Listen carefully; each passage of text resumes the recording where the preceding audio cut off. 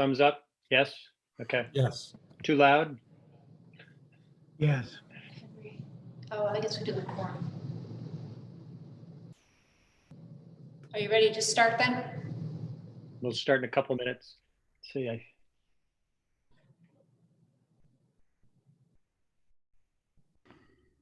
Got 3 committee members.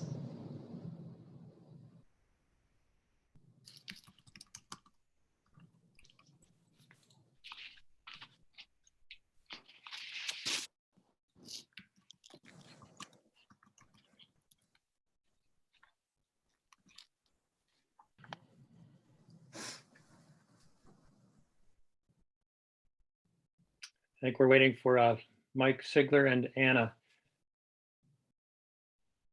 I'd like to give them a moment to get in. How did Matt get a haircut?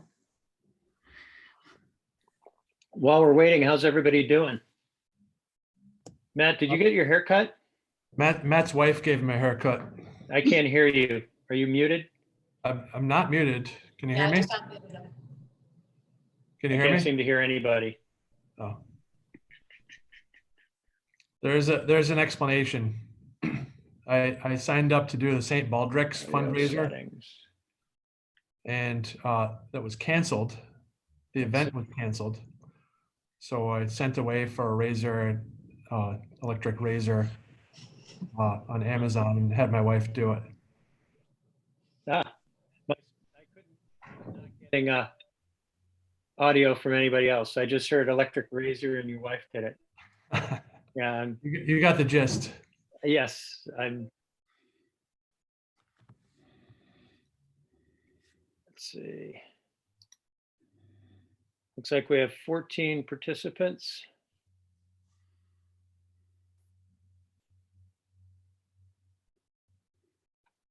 Yeah, we're still waiting for Mike and Anna.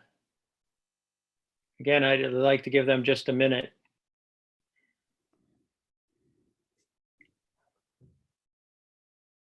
And Kathy, this is being live streamed? Yes, on YouTube. Okay, good. Yep. Hey, Glenn, Hi there. you just come on video? No, I had a piece of tape over my camera. Yeah, I've got a Post-it note that I put on and off because I'm paranoid about somebody hacking in. I know, same here.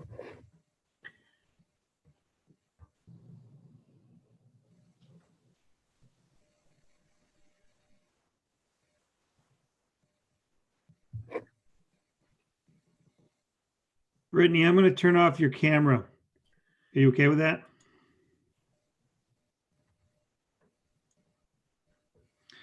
Just to let everyone know that we've been playing around with the YouTube stream, and the only windows that are presented on the YouTube stream are the ones that show video. You can hear audio for others that participate in the recording on YouTube and the live streaming, but only those that are showing their video get displayed. Okay. All right. Well, why don't we start since we're 3 minutes overdue and we should have our meeting. Hopefully Anna and Mike will join us soon. Welcome to everybody. Certainly this is an odd time we're going through, and I hope everybody's holding up okay under it. The Zoom system, I think, is actually pretty good, but you do have to try to follow the protocol with raising hand, so I can see that you're asking to be heard, and I will try to keep track of that. But raise your hand, I'll call on you. Anyway, we'll get through the meeting. So let's jump in. Any changes to the agenda? Any additions, deletions? Okay. Oh, Anna, welcome. Let's see. I see Anna has joined us. There's Jason. Right here. I'm unmuted now. Thank you. Yeah. I mentioned this to my students because I'm using Zoom there as well, that reminded me of a children's show I used to watch, Romper Room, where they had the magic mirror and they'd look through it and talk to all the kids, and the woman would name several of them and I never got named. And it's like, I'm here. It has that quality. I'm if it's a record now, I guess. Anyway, public comment. I have received public comment I want to read into the record. But if anybody else has any comments they've received from a constituent, I think should try to be as broad or have as much latitude as possible in getting public comment into the record, because this is something that I think we need to figure out how to do a better job of hearing people in these public meetings. Anyway, this is a note from Barbara Regenspan. Dear Katrina, I wanted to use this opportunity to thank the legislators and especially those members on the Public Safety Committee for their commitment to following up on many of the recommendations of the CGR study, which has led to the low numbers of incarcerated people in the jail at this time. As an activist with Decarcerate Tompkins, I want to acknowledge that despite the contentious nature of our interactions during the period of the jail study, you, our representatives, have come through and supported many of our goals. Also, we are grateful for the apparently successful efforts at the jail at following up on public health protocols, re the coronavirus pandemic. We hope to be able to work with you in the coming months on strategies for housing for decarcerated people, especially during the pandemic, and for contesting state policy which prevents local discretion on possibilities for the release of parole violators. Thanks for your integrity and courage, Barbara Regenspan for Decarcerate Tompkins. So Wow. does anybody else have any comments received from the public? Okay. That's a wonderful comment. Thank you, Rick, for reading it. Yeah, and if anybody is watching on live stream, we will have some updates on the parole situation in the sheriff's report. So we're up to minutes approval. We have the minutes of February 20th, 2020. Do I have a motion to approve the minutes? Glenn moves. Somebody make a motion there. Henry I'll seconds. second it. Any questions or comments on the minutes? All those in favor, raise your hand. Rich, you should do a roll call vote. All right, we'll do roll call.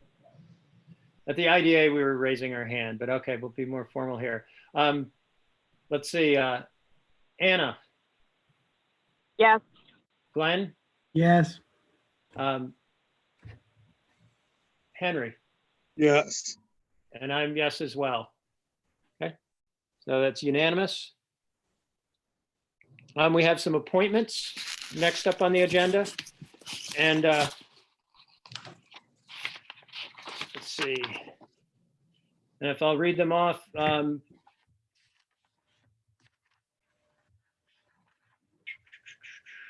Actually, the only appointments we really need to worry about are vacancies where we'll need to decide on somebody to appoint. So let me just list them out.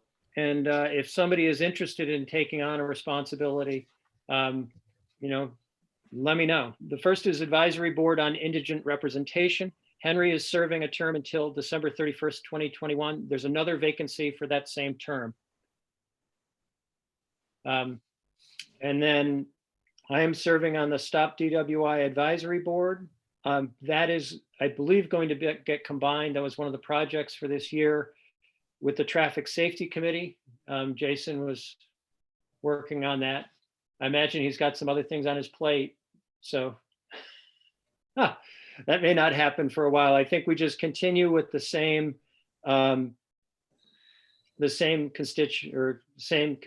makeup of the committees at present. And when we get to consolidation, we can then do appointments. I would suggest going that way. If anybody has strong feelings otherwise, let me know. But there's Rick? two vacancies. Yeah. Question on the Traffic Safety Committee, the two vacancies, do these can be community members, I'm assuming, right? Yes. Yep. Yeah, and they both right now it's myself, Henry, and you, Anna, that are on the Yep. Traffic Safety Committee. Then there's two vacancies, one ending the end of this year and one at the end of 2022. I don't Um, have, so, I don't At have any rate, I don't names think right we need now, to but take any action right now. I'm sorry, Anna? that's what I was just saying. I don't have any names at this point, but knowing there's two vacancies that can be filled by non-committee members is good to know. That was my only main question. Okay. We have the Emergency Response and Oversight Committee.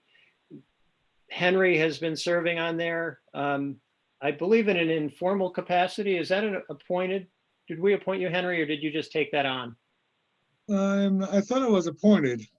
I think Okay. so, Not sure. yes, All right, there's just no set term on it? correct. Okay. Do you want to continue there, Henry? Yes. Okay. The only other item we have is that Shauna was serving on as the liaison to the Public Safety Committee from OAR.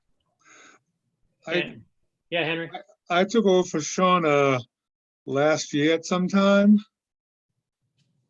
On Okay. that committee, and so, and I'm still on it this year, so I would just like to continue on it.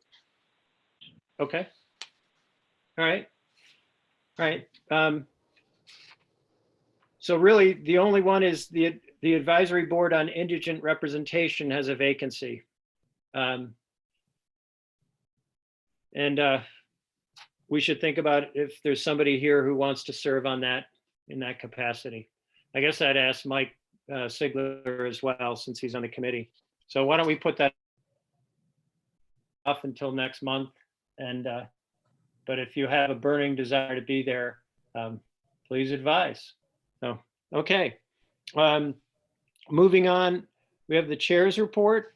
And, you know, I would just mention, I was reading through the minutes in the from our prior meeting or our February meeting, and it's a different world. It really is very, very different. And the public safety aspects that we're looking at are quite different. And particularly, I was looking at our discussion about goals and priorities. And it's hard to know where to begin because we've got so much uncertainty right now. You know, that I don't know that it's fruitful. We're going to pick that up and continue talking about what we wanted to try to focus on this year. I think right now, maybe it's better to be in a little bit more of a reactive position, but I'd welcome comment on that if anybody has strong feeling. I would say, Rich, that the only thing that I'm interested in, I don't think that we can move forward, but I am curious in talking through and reviewing the report we got, just so that we review it together as a group, but not take any action at some point in the next month or two. You mean the Lobella report? Correct. Yeah, and I talked with Jason about this. He would like more time. And so I think we will have a large chunk of a public safety meeting looking at it. I was hoping to just open that discussion a little bit today, but yeah, I think we're gonna have to spend a lot of time with that report. There's a lot in I'm there. fine holding off on it for a month or two, but just as long as we have it on our radar and we're all ready for the discussion. Yeah, Jason, do you want to comment on that? Yes, we can talk to Labella and having them available, possibly for the May meeting, kind of go through the review of the report. They have a kind of a presentation that summarizes it all, and be happy to go through that and set that up. Okay. Yeah. Yeah, May might be a better time. But again, we can, it's on the agenda for today. We can talk about it for a few minutes. The other items on the chair's report, I would like to talk about the parole situation, but we can certainly do that in the context of the sheriff's report. That's pretty much all I had, I think, there. Well, actually, next item, preliminary discussion of Lobella report on existing conditions of the jail. And yeah, I think we should have a good discussion of it, and it would be great to hear from Labella. But looking at it, I went and checked the jail statistics. We're at 26 people today. Our world has changed dramatically. And we don't know where it's going to go. We could see a real spike in crime. This could be the new normal. We've certainly seen some tremendous strides before the pandemic hit in terms of bringing our numbers down. Bail reform seems to have had some impact, not a ton in our county, but some. And I think other factors in our ATIs have been brought to bear, and we're seeing the fruit of that. Certainly the recidivism rate in our county was looking pretty good. But without being able to make reasonable estimates as to whether that's our future, it's really hard, I think, to say, here's what our jail capacity is going to need to be in a year or even, 6 months from now. So at any rate, that's one point. I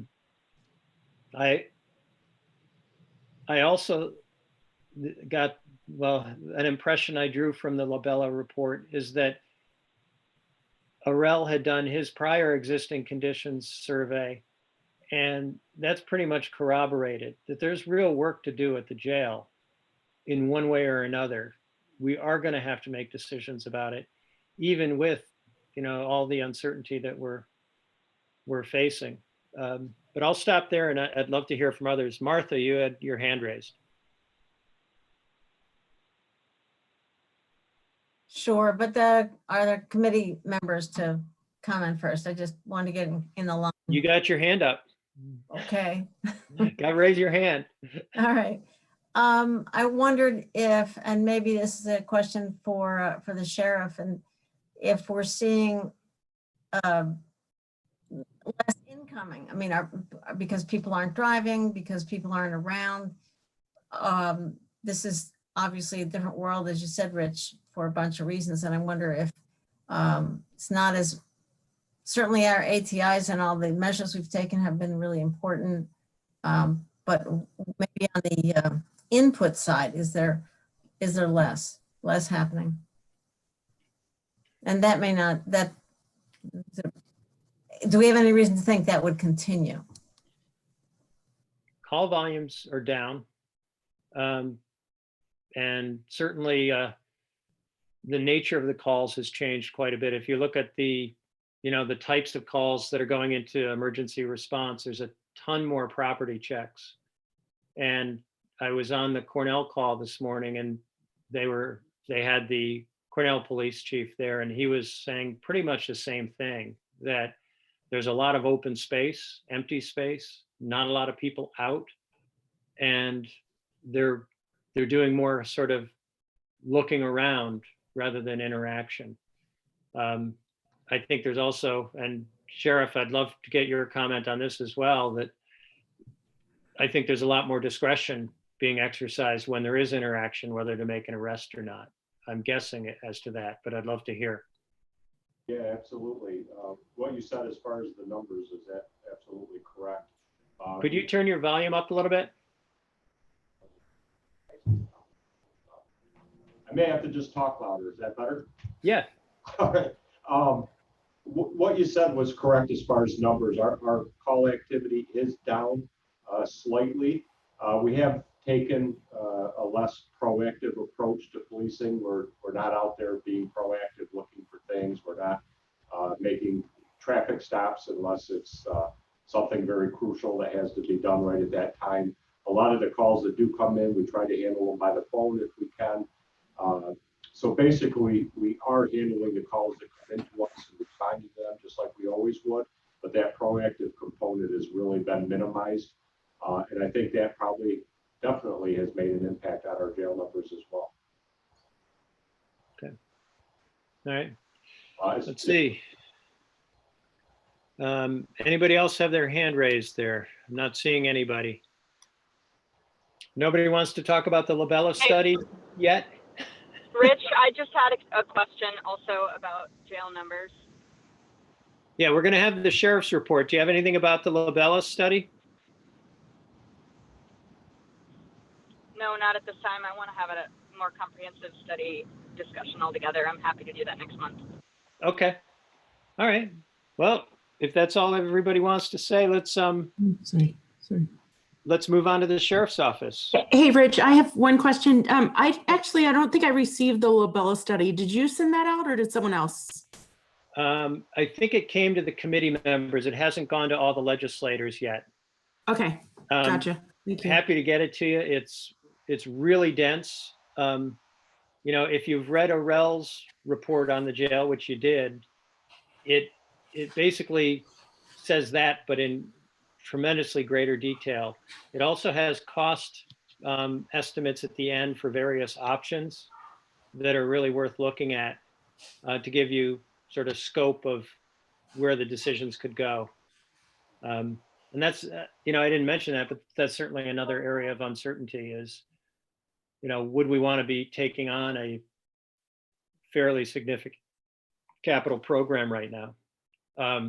While at the same time acknowledging there's things that we have to do. So makes it hard. Okay. Sheriff, welcome. Rich, you had Jason's hand up and then I had my hand up too. Oh, Jason. Yes. One thing to point out, aside from the obvious, and that is the large price tags that come with any capital improvement, is that if we take the approach that's consistent with the energy policy, and that is to achieve a net zero operation, power generation is going to be an important piece to this discussion. And it will filter into other facilities, because if you do it on a facility by facility basis, there isn't the space or the power generation on a facility by facility basis. So the discussion of a larger power generation option will come into play. For example, putting solar arrays on or around the sheriff's property will have a limited amount of power generation, where perhaps finding let's say, for example, 25-acre piece of property that could put solar arrays on, which would increase the power generation capability. If you go building by building, you're going to notice that not every building is going to have the space or practicality of doing power generation. So that will feed into the bigger conversation. Really isn't public safety related, but I just thought I'd mention it. You just wanted to make it more complicated. Well, I figured, we don't have enough to worry about right now as the snowflakes fly, and just thought I would just throw a little curveball in there to make me smile, Thanks, Jason. Well, I'm just thinking about everybody, Thank you. Thank you. Sharing the love today. Matt didn't look like he was excited in his office. I just thought I'd make him smile a little bit. Yeah. He's Good. He's over at the Cootie Courthouse. I think that's what we call it now, the Cootie Courthouse. So, sorry. Okay. Okay, Martha. Yeah, just ask that Orell's report and the Labella report go to the whole ledge. Be great Okay. when you send that out. Thank you. All right. Good. Rich? Leslyn, there you are. Welcome. I just, like Jason, I just want to know how long are you all going to string Labella along before you actually do something?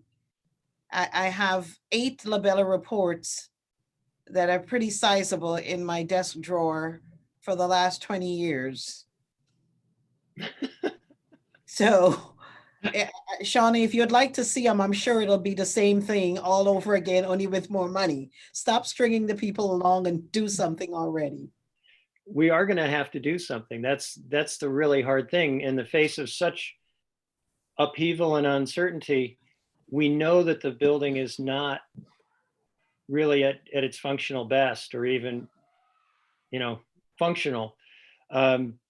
So we're going to have to spend some money, and nothing about the jail is cheap. You're right, Leslyn. It's just such a hard decision. I think we've kicked the can down the road, but there's not a lot of road left to procrastinate. Yeah. Any other comments this time? All right, I'll try again. Sheriff's report. Welcome. Hey, I'll just throw in there with the Labella study. I can say that all the recommendations that have come down from the commission to help with this pandemic have been geared towards direct supervision jails, which has made us have to modify things a little bit. You still having trouble hearing me? Little bit. But so far, things have been running very smoothly here throughout this pandemic. I'm actually very proud of the staff. To this date, we haven't had anybody infected as far as staff or inmates goes, which I think is a real credit to the staff here, seeing we're in a confined environment. I know I sent to you, Rich, a while back, all the steps we have been taking to safeguard our inmates and staff during this time. I think you shared it with everybody, so I won't repeat it here unless you have questions on it. As far as inmates go, yeah, we had 26 today. We actually just got one more in since this meeting started. I don't know the details of that yet. As far as parole, we got 8 of those 27 are parole violators. 3 have had their parole revoked and are state ready. But as you know, the state isn't taking anybody, so we're kind of stuck with them right now. And the other 5 are waiting to hear back from their hearings as to what's going to happen with them. Since March 9th, when all this kind of got moving, we've only had 14 inmates come into the jail since that time, and 8 of them have already been released. What is left in the jail is more higher end crimes, violent crimes, things of that nature. I don't really see a lot of room for anybody more to get released at this point. I had a conversation with the DA this morning. I know the judges have been more than accommodating. I think we're about where we can be as far as letting people out of the jail. I think we're in a pretty good place right now. Okay. It certainly is disappointing, the parole situation, and it doesn't quite line up with what the governor is saying about really trying to take a hard look on a case by case basis. Right, even if those 3 were sent to state like they're supposed to be, I mean, obviously we'd be down to 24. And some of the other ones, like I've shared with you in the past, we're not told what they're here for. We simply are told it's a parole violation and they're put in the jail. So if there's room for some of them to be released, we don't know of that. Do you know if at the hearing last Thursday, whether all of the cases were heard? Yes, they were. Right. A couple of them were adjourned. Oh, okay. Ray's telling me 2 of them were adjourned. Given that they're doing it remotely, is there any possibility that the adjourned ones be heard sooner rather than waiting another 30 days? I see Matt shaking his head no. They're not doing them remotely, I understand. Yeah, parole came to the jail. Oh, did somebody come in? Yeah. Yes. Parole came to the jail, yes, and defense attorneys were allowed to call in if they chose to. Okay. From here out. I just got notice from parole. From here out, all parole hearings will be done through WebEx. Okay. Do you think it would be appropriate to ask if those could be expedited, that they don't wait another 30 days?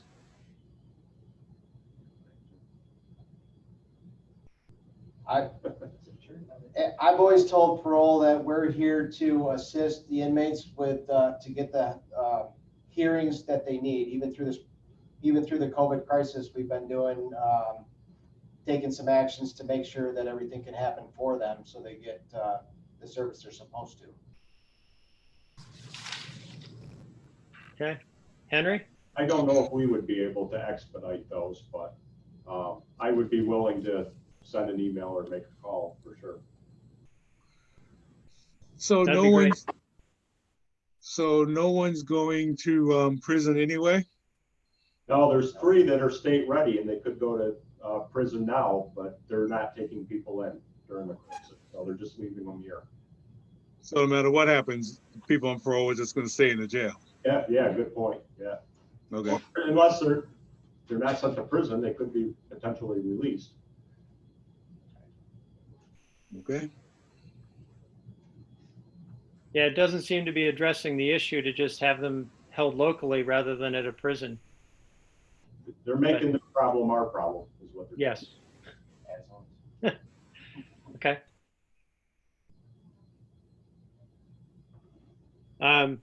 I saw the item in your report, Follow-up Sheriff. question to that, Rich? Yeah, could you use the hand raising, Anna? Yeah, I did, Rich. Just so I know. I didn't see, it's not on the, yeah, Okay. go ahead, Anna. So just wanted to find out if they gave any indication of why they're not. I know at some point, any updates on if they are going to at any point, have we had any communication of why they're not taking any into the state? Yeah, it's my understanding that's coming from the governor, and they just don't want inmate movement at this time because of the pandemic. Right, but we've gotten no communication or updates on any schedule, is it just gonna be as long as the state is shut down and on pause? Is that what the communication has been? We have the information. Okay, thank you. Anything further on the parole issue? Sheriff, I saw that that Nurse Goldsberry had moved on to another position. And I just wanted to mention she had really done very good work for us, I thought. And I was curious about coverage for nursing in the jail right now. Yeah, Rich, she did do a really good job for us and was instrumental in a lot of good changes in the jail as far as Matt and things like that. We do still have her retained with a contract where she's working per diem to help us out. We did hire a full-time new nurse that is really good, doing a great job. She's been working with Evelyn and through the transition. So right now, everything's fine. We do have that open second nurse position that we haven't currently filled. We're kind of holding off on that right now because the numbers are really low, so we're making do. So between the new full-time nurse and Evelyn helping us out per diem, we're in good shape. Okay, thank you. All right, anything further for the sheriff? Seeing no hands raised, okay. District Attorney. Matt, how are you doing? I am doing okay. I've been in the courthouse every day. I'm the only one here. So of course, as soon as I started this call, the phone rang twice. I wasn't able to answer it, but I've been answering the phones and people are generally shocked when I answer the phone. But things have slowed down. I think the sheriff's description of how things are going is consistent with how things are going with IPD and the state police. There are fewer people out on the roads. There have been a couple DWIs in the last month, but fewer than normal. We've been doing court appearances by Skype. In fact, I did one this afternoon, and that's the 27th person who is up in the jail. We really tried not to have that person in the jail. He was one of the individuals who was charged with robbing the Cornell student who was stabbed. He had initially been out on electronic monitoring, which was based upon the probation department's recommendation. He cut the electronic monitor off. So, there's that limits our options. So he is back in jail, at least until he can get some kind of substance abuse evaluation. And that may be where he goes if that evaluation comes out. For the last month, I've been really looking hard at the jail population. And there are probably, if not for the COVID pandemic, we probably would have 10 to 12 more people in the jail. And, it's a real balancing act that we have to be really careful about in terms of public safety. but there are people who are out, who are waiting to be sentenced, who may be going to state prison, and not, that would be the minimum sentence after trials, for example. The 26, now 27 people who are in the jail are really people that there was no other safe alternative, either for themselves, for their own safety, or for the community's safety. So I look at that, I look at the jail population every day and go through a real thought process to make sure we're keeping it as low as possible. Okay. Oh, go ahead.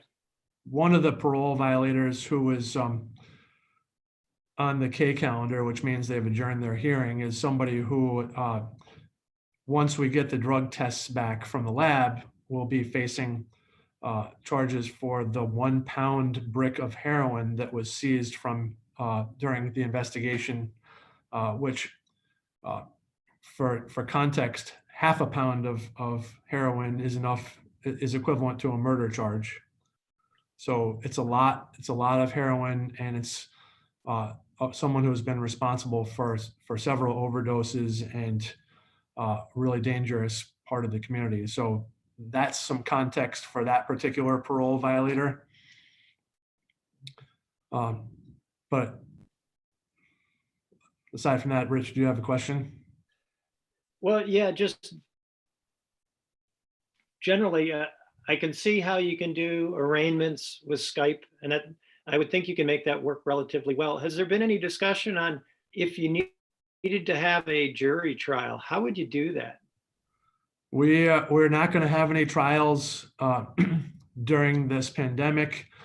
We are not having grand jury during this pandemic. The whole concept of putting 20 to 30 people in a room in close quarters is just not consistent with public health.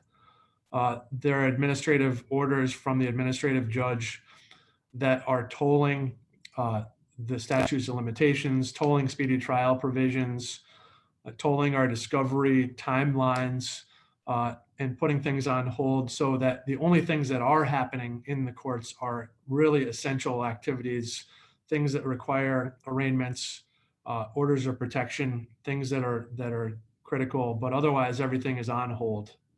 And we just won't, we're not going to be able to give anybody trials until there is a change in Okay.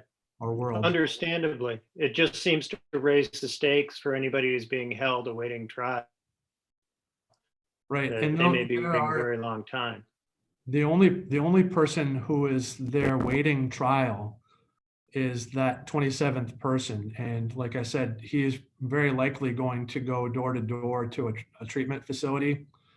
Everyone else is either a parole violator or someone who is in on a violation of probation, someone who has been sanctioned by treatment court and is either going to go door to door or is finishing out a sentence that has been already imposed by a court. So there is nobody, or who has a plea deal where they've entered a plea. There's nobody waiting for a trial. Okay, that's good news. Yeah, Martha? It's Rich. You mentioned orders of protection. So this for you and or Derek. So, a big worry during this kind of period is about people in confined spaces and tensions that might flare up. Are we not seeing more calls for domestic violence incidents? From my experience, I don't see more calls than normal or more arrests than normal based on domestic violence or intimate partner scenarios. I don't know, Derek, do you want to answer that?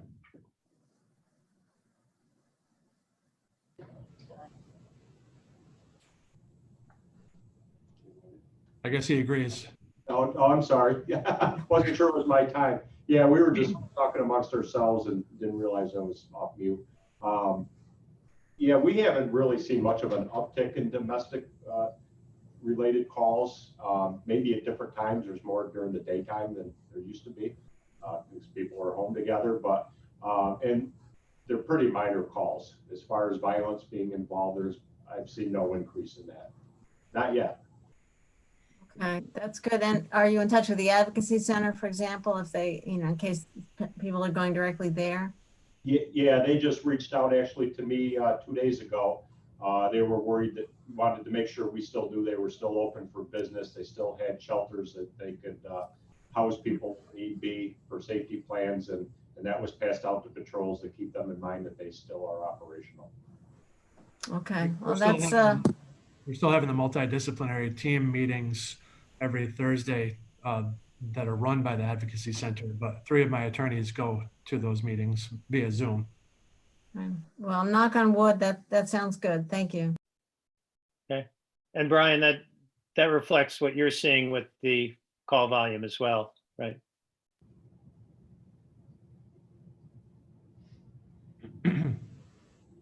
Yeah, okay.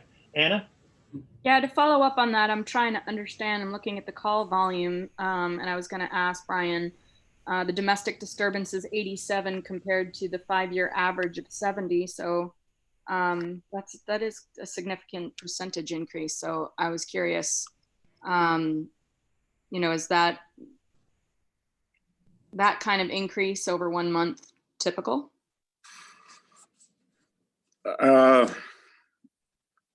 I mean, there again, we're just answering the phones. Is it typical?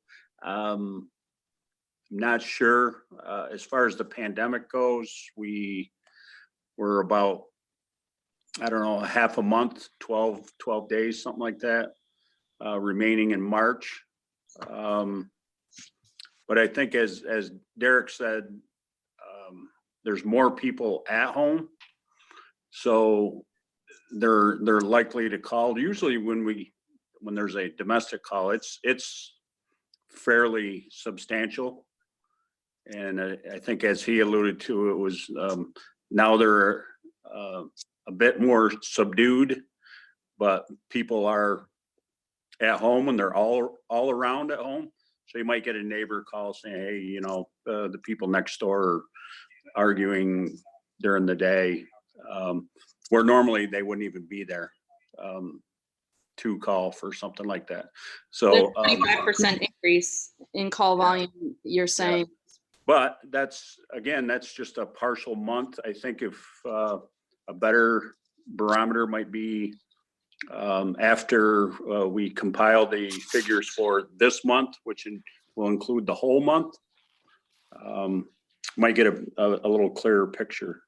Can we get a stratification of that data for those cases that were just to check in that you're considering sort of a low level disturbance versus what was more traditional, so that we can get a sense of whether there's an organic increase? I don't know. I would have to ask. To be honest with you, I don't even know what a stratification is, but it means that we're separating out those two different groups. I mean, basically, when you're talking about an increase in the number of people or the number of calls that you're getting that you wouldn't necessarily classify in the same level as what would have previously been in this category. My concern is I just want to know, is there an uptake in the number of cases that we should be concerned about? And I wouldn't want that to be watered down by the number of cases that you're describing, which is, I hear people fighting next door. Yeah. Which could mean something not good. I mean, but yeah. Oh, absolutely. And there's going to be a response regardless. But I'm not sure that the system would even be able to categorize those, but I'll check.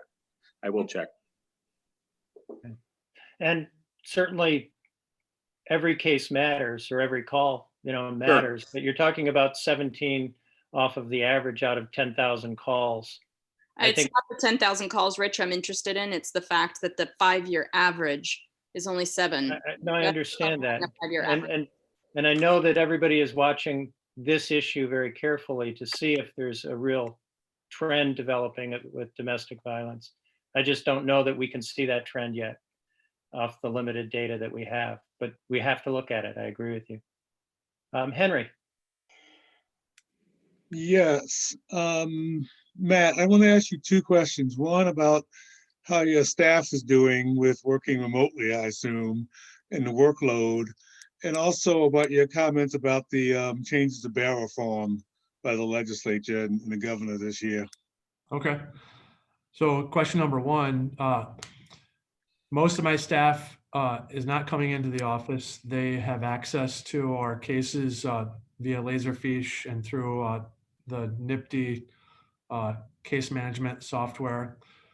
They are doing Zoom calls, they're answering phone calls, they're emailing, they're working on appeals and things that are paper-based.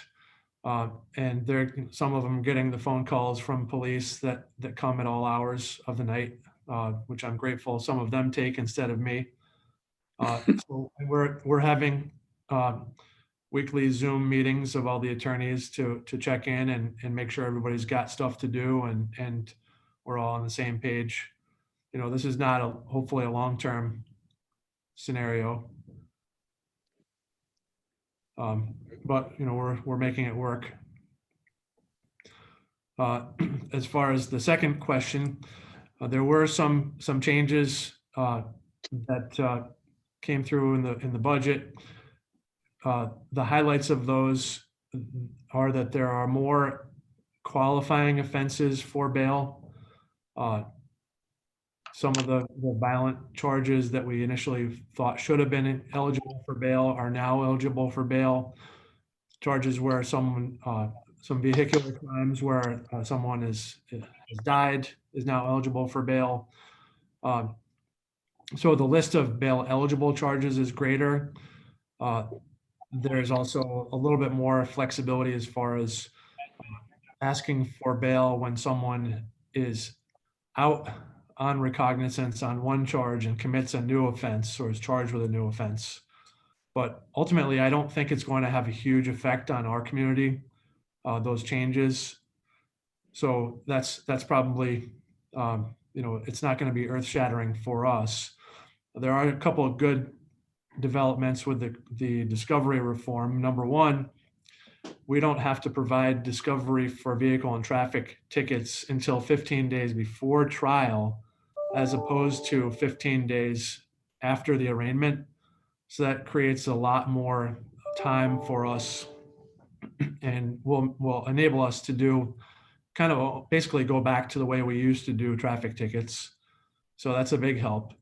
It also allows for more time for discovery. The 15 days after arraignment is now 20 days after arraignment for incarcerated defendants and 35 days after arraignment for people who are not incarcerated. So that will be a help as far as the time period of collecting information. We still don't have our own internet provider yet or network. So the other day after, or a couple weeks ago after the Cornell stabbing, I had one of the investigators in getting all the body camera video from that and got an angry phone call from ITS. But hopefully we will have that set up soon. I think probably the pandemic has put a hold on that. But I think, you know, none of those changes are earth-shattering, but they're definitely improvements for us from my perspective. Are the DAs happy with the changes? Well, I think the general concern is that these changes happened again without any real input from the DA's association or law enforcement. They were backroom changes that were made kind of in secrecy. But I think everyone considers them, that I'm hearing from, everyone considers them a positive step. If I could jump in, I'd love to get Lance's view on this issue, because we tend to get both sides of.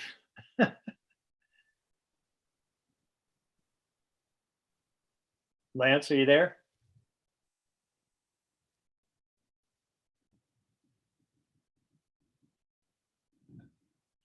Okay, I'm not hearing Lance, but I see he's in the meeting.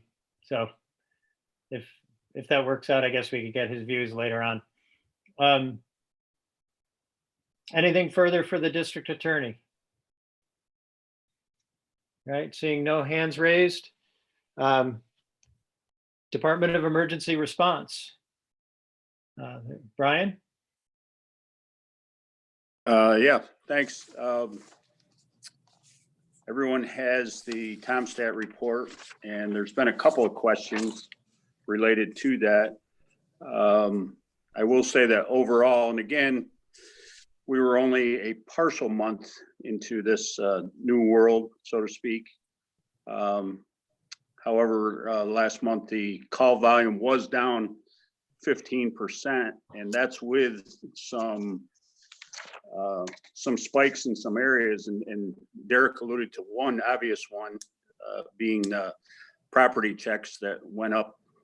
They were double what they normally are, and I suspect majority of those are businesses that are now closed, and law enforcement is out there checking on them. I know the sheriff's department is. I've heard the city police doing the same thing. But as I always say, the numbers are what they are, and I'll be glad to try to interpret them and answer any questions that anybody's got.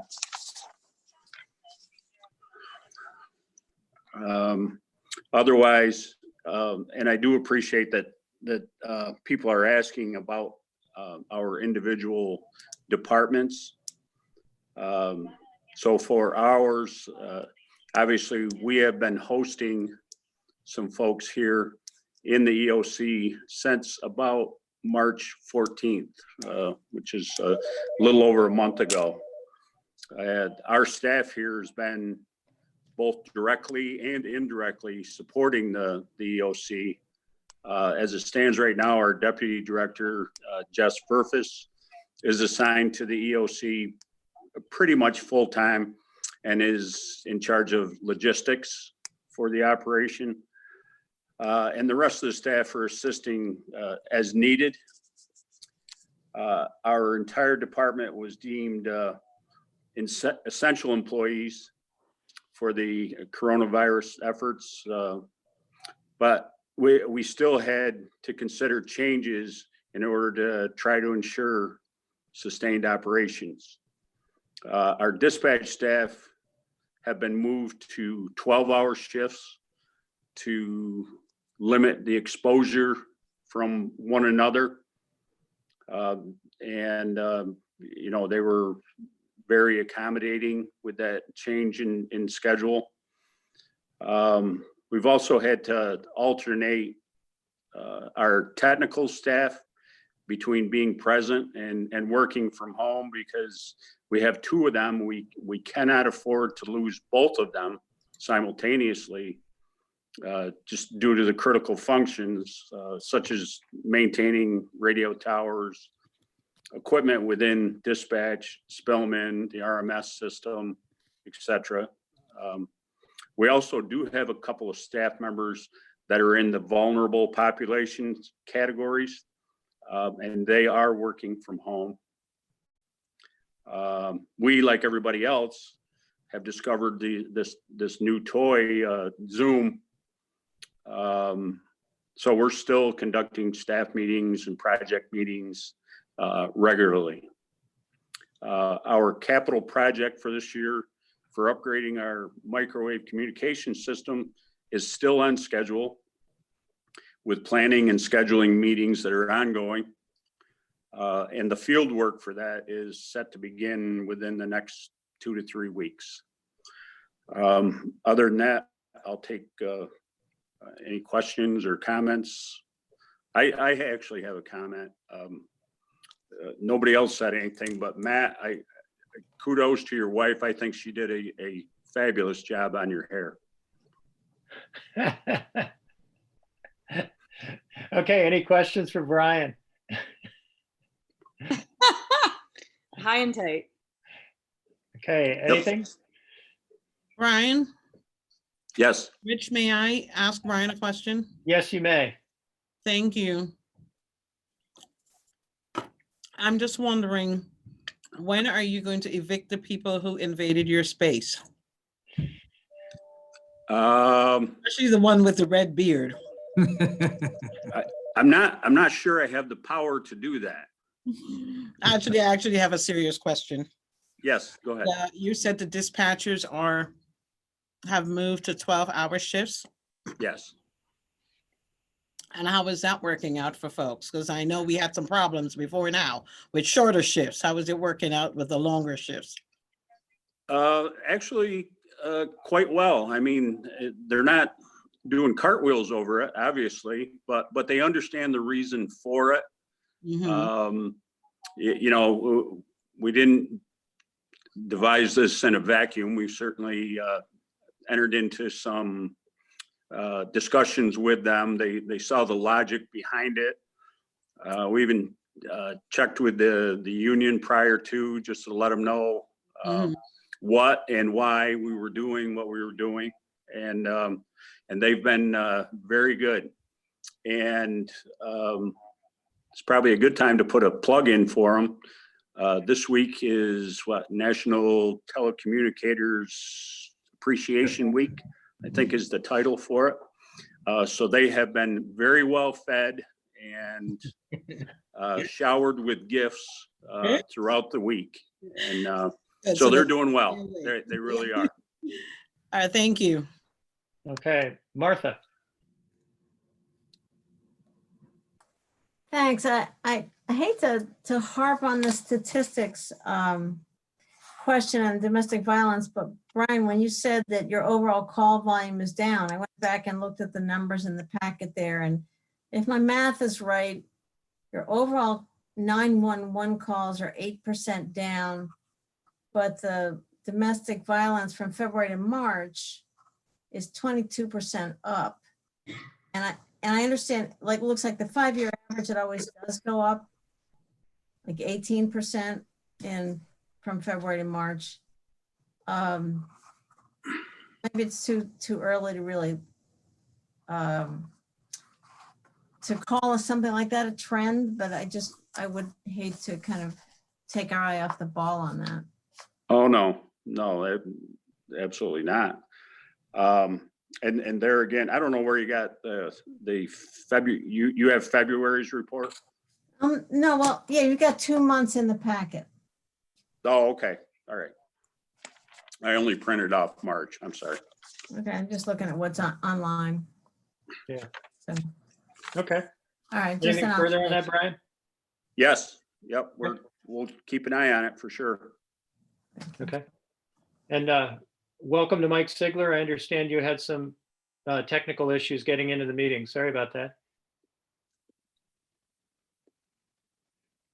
You got to unmute. Not an issue on your end, issue on my end. So thanks. Okay. Well, we've had reports from the county administration, sheriff, district attorney. If there's anything you had a question for any of those people about, I'd give you an opportunity to throw it out there. I'll just listen for a while and see where we go. So. Okay. And Lance, I think you haven't enabled audio controls. I don't know if you were trying to talk or not, but I'd appreciate getting your thoughts on the changes, the legislative changes in Albany, but you'd need to enable audio, I think. Anyway, okay. Department of Probation. And I don't see Dan or anybody else from probation on the call. Is there anybody there? Okay. Has anybody gotten any reports from probation? Jason, maybe you could speak to that. I'm curious how the supervision is working. So right now, I can definitely, I talk to Dan regularly. You know, right now they're scaled back to primarily doing higher risk contacts. So they are still seeing individuals, but on a much more limited basis. A lot of the contacts are now over the phone, but they are still having folks come into the facility. So, but it's obviously on a much more reduced rate. They do have some rotation of schedules. And I do know that there have been some probation officers that are assisting with food delivery as well, because they have a background check that that is conducive to being able to do the delivery. So there's a few probationers that are helping out, probation officers that are helping out doing food deliveries. So they're continuing to move along. Dan says everybody's in decent spirits, so that's a good thing. But it's just a much more reduced schedule and frequency. Okay. All right. And Shauna, I know you've had some following what's been going on with the jungle. Any report from any new developments there? Hi there. Yes, so they have built some shelters as well as moved some porta potties into the area and some hand washing stations. The people that were living in the area that the construction crew needed, they have actually been relocated to a different area.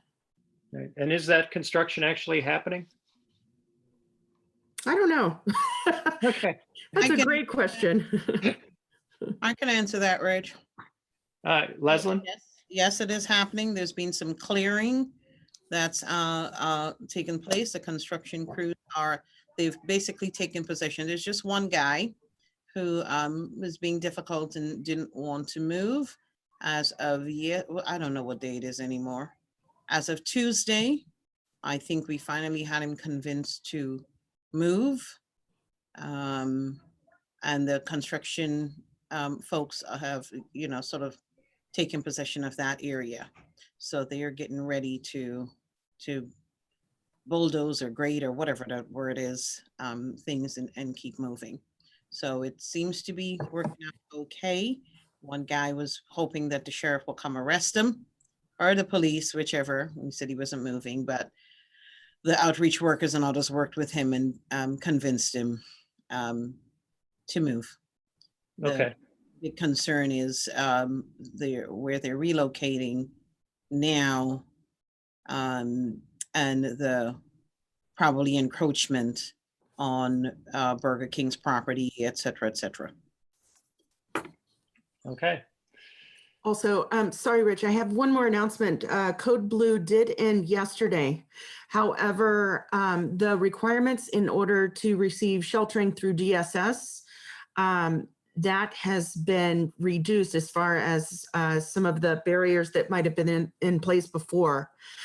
So people that need sheltering that have traditionally relied on Code Blue can apply through DSS, and some of the requirements that have been in place, such as going to detox or receiving treatment, those are at this point have been relaxed. Okay. All right. Anna. Yeah, two things. Thank Rich. One, Jason, you had mentioned probation. Is it that staff have been redirected to deliver food, or is it that they have been doing one-off? And are they helping with the setup with the food bank at the Southern Tier? Are they doing drives specifically to people's houses? I think both. I can get more details as to the frequency of it, but I know they were doing some driving, and then we also had a supervisor that was assisting with the facility itself. So I'd have to get more details, but I know they've been doing both. That would be great. I'd love that. And the other, Rich, Lance has been having difficulty with his. Yeah, I have his message here. Emailed you. If you could read that to us, because he sent that text, but I don't see the email. Yeah, I have it here. I was going to read it. But let me just, Shauna, did you have something further? Your hand is up. Okay, Martha. Okay. Yeah, Lance responded. Here's what he said. Sorry, there seems to be an issue with my microphone. Feel free to speak for me. My input is this on bail and discovery reform. The reforms were the result of major pushes by DA and political forces in downstate around the New York City area, and the result of a pressure campaign by DAs and others statewide that began last summer/fall. The bail reform will not have a large impact on us. There is one potentially problematic issue with the additions. However, I do not see the impact as huge. The proposed language that presented real issues in terms of impacting our jail population was deleted at the last minute. There was a standoff between the Assembly and the Senate that led to the final compromise. But overall, any increase in jail population should be small, although there will be some increase. And then discovery reform. The changes in the time frame for discovery should not be problematic. 35 days, which is the new time frame for people not incarcerated, was the original timeline in the first bill before it was changed. The concern of defense attorneys was that 35 days not become 60 days, etc. There are a few other changes that will probably be contention points between prosecutors and defense attorneys, and we will see how those play out.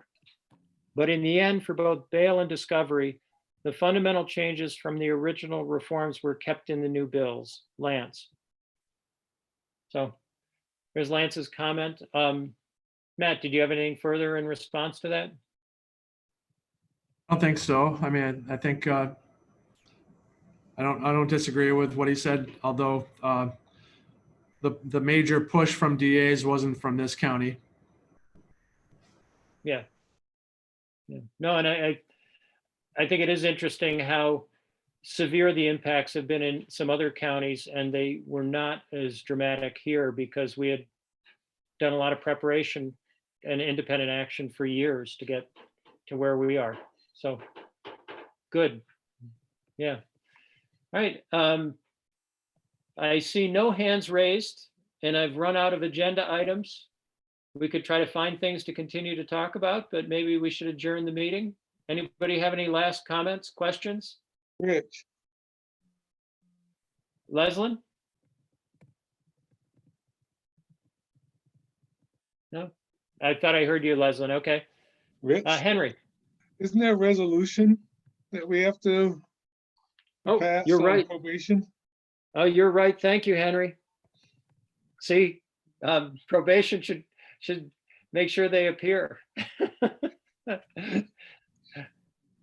Yeah, okay, why don't we take care of that resolution? This is appropriation from contingent fund, terminal pay, Department of Probation and Community Justice, ID 9225. Take a motion on that. Moved. Moved. Henry moves, Anna seconds. Okay, questions or comments on that? We'll do a roll call vote. Henry, Yes. Anna, Yes. Mike, Yes. Glenn, Yes. and the chair votes yes. So unanimous. And thank you. Good catch, Henry. You forgot that, Rich. That would have been Pat. Bell. Yeah, that's right. She would have found you. And yeah, well, she has good experience tracking people down, right? So, Yeah. that's probation. Anyway, anything else to come before the committee this month? Okay. Do I have a motion to adjourn? Henry moves, Yes. I'll second. Anna seconds. All those in favor, I'll go through, Glenn, Mike, Yes. Anna, Yes. Henry, Yes. and I vote yes as well, which leads us to adjourn. Thank you, everybody. Everyone. Yeah, stay safe, and we'll see you all soon. Bye. Goodbye.